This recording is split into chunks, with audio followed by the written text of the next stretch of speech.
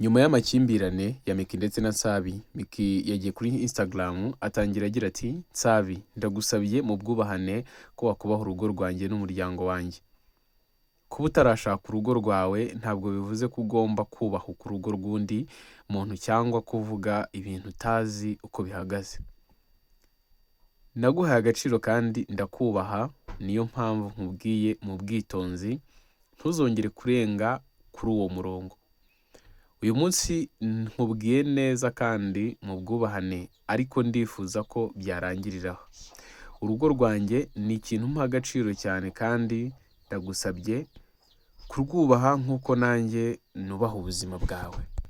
Ni inkuru yakomeje gucicikana ku mbuga nkoranyambaga, benshi ubwo bibazaga ati se niki cyaba cyabaye hagati y'umukinnyi wa filimi Dr Nsabi ndetse na Meki, ariko abantu bakaza kugira urujijo. Rero ndahari kugira ngo mbashe kuba nabigusobanurira byose, nkubwire gatanu ku kandi uko byaje kuba byatangira.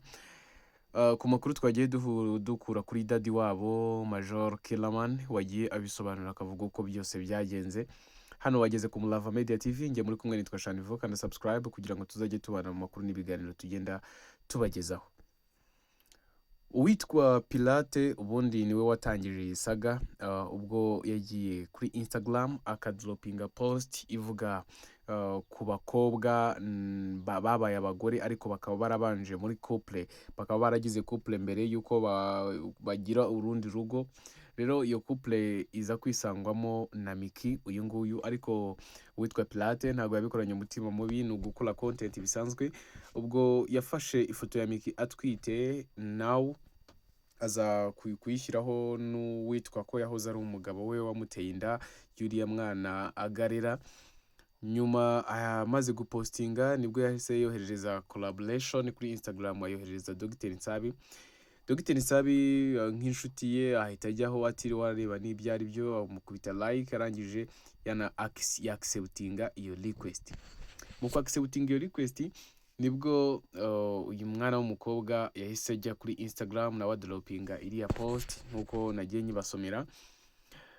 Kilaman nibwo yahise ahamagara Dr Nsabi aramubwira ati ese ukoze ibiki?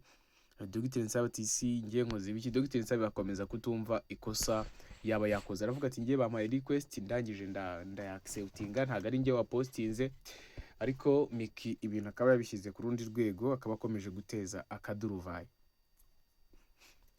Dr Nsabi yahise yihutira kuri Instagram akansolinga ubwo busabe witwa Pilate yari yamuhaye kugira ngo amahoro ahinde.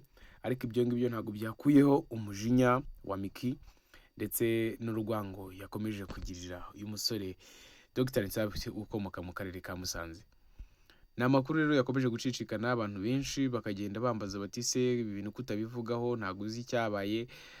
Nyamara mu by'ukuri nibyo byabaye, nta kindi kintu kibyihishe inyuma. Ubwo ni ukutamenya kwa Nsabi ngo kubera ko Dr Nsabi Kilaman yamwumvishije ko yakoze amakosa kubera ko bakoresheje ifoto y'ubu atwite, kandi uwo mugabo batandukanye cyangwa se babyaranye ntabwo ari we atwitiye at this moment. Ubwo nibyo byateje impagarara kuri iyi mihanda.